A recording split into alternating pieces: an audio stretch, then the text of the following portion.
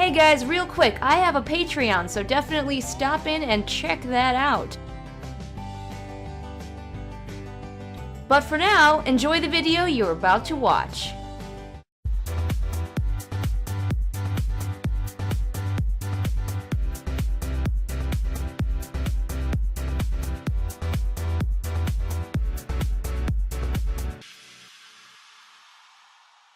Hey guys, it's me, Julian Greystoke. Today I'm wearing this shirt with like cool swirlies on it and my Dread Wolf necklace.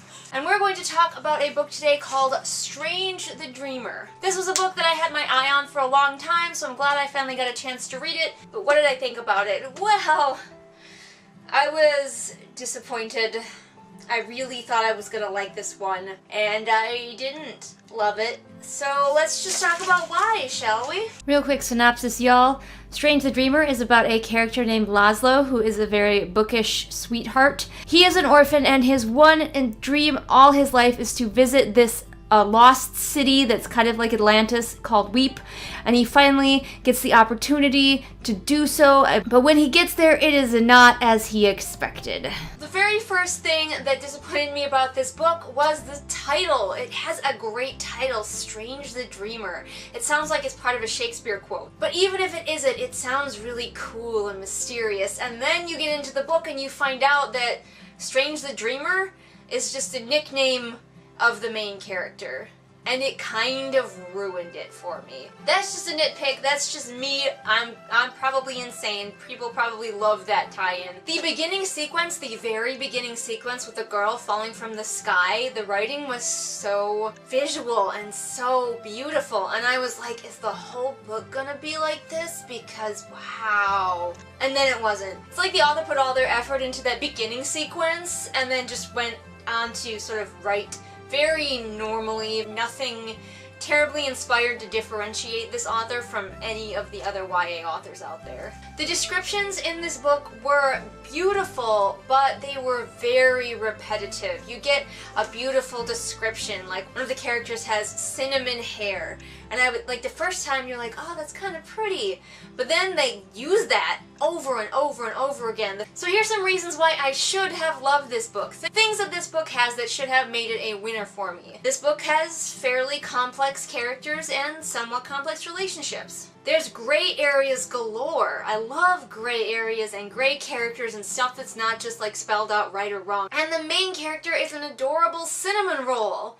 And I love those. I write those. But for some reason, even though it had all of these elements, this book just fell flat. One thing that really disappointed me with the characters is we had this great potential frenemies dynamic between Laszlo, our lead character, and this alchemist guy who Laszlo keeps like helping out for no reason other than the fact that Laszlo is a total cinnamon roll. If it was any other character than Laszlo, I would be like, okay, I don't buy that he keeps helping this guy, but Laszlo is such a darling that I still buy it, but I really would have liked it a lot better if their relationship was a lot deeper.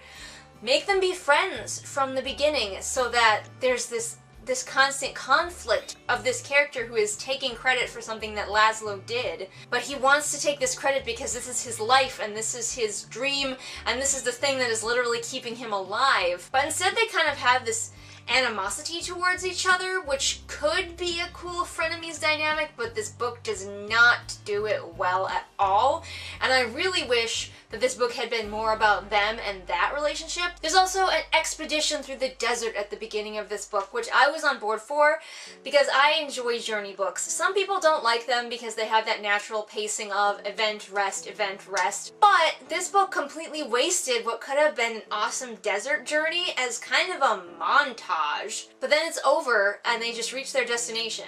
And at this point in the book, I'm still trying to figure out what is the central conflict going to be? What is this book? Like, you get hints of what it might be, but there's like a million other threads that you're like, is this gonna be the central conflict? Is this? The second half of the book is where it really started to drag for me, and that is when it became a love story. To enjoy this book, I think you really do have to be invested in Laszlo and his love interest to keep going, and I was just so not. The romantic interest, I found her to be so bland, so boring. The entire climax of this book sort of relies on you being very invested in them as a couple, so as I was not, the climax of this book was just kind of like, eh. Laszlo goes to investigate this ancient lost city, Desert Atlantis, and floating above it is this palace kind of thing that used to have gods in it, and the gods that were in it were ginormous assholes. And so the humans, who were sick of being kidnapped and raped, revolted against the gods and killed them all, or so the humans think. But there are a few god spawn still alive inside this floating citadel, and Laszlo falls in love with one of them because they have these dream powers. I did not find any of the god spawn at all engaging to watch. What I really wish the book would have done is not had us have the Godspawn's point of view at all. Just had Laszlo's experience. That would have kept the mystery going. That would have kept us wondering what was going on up there in that citadel in the sky, especially when Laszlo starts getting these dreams about this girl and being like, why is there someone alive up there? How many people are alive up there? All we have is the word of this girl that Laszlo keeps dreaming about. That would have been way more engaging. Let me tell you, there is a huge twist at the end which made me so mad. As much as I didn't enjoy this book, I will fully admit that it is pretty different from a lot of books that are out there right now. And if you're looking for something that's not like all of the other YA books that you've been reading, I would almost recommend Strange the Dreamer. But then it made me furious because it was the most cliched thing I could possibly think of. And the entire time I was reading this book, I'm like, no, it can't be that. This book has been too original so far. It's not gonna... And it did. And I hate it. So Strange the Dreamer, I might actually continue this series just because I am a little bit curious about where it goes, and the ultimate villain in this story is an archetype of villain that I enjoy, but that would be the only reason that I would keep going with this series, because it went from something that felt like it was going to be so original and so beautiful and turned into something so average that it hurt me. I think I would not have been as disappointed with this book as I was if it hadn't started out so damn promising. But have you read Strange the Dreamer? Comment below and let me know. Also down there you will find all of the links to my social media, so that's fun. As most of you may know, I post new videos here Mondays and Fridays, so come on over and check those out. Plus, I have a lot of content already, so feel free to go whole hog into my channel and just check out all of the stuff that I have going on there.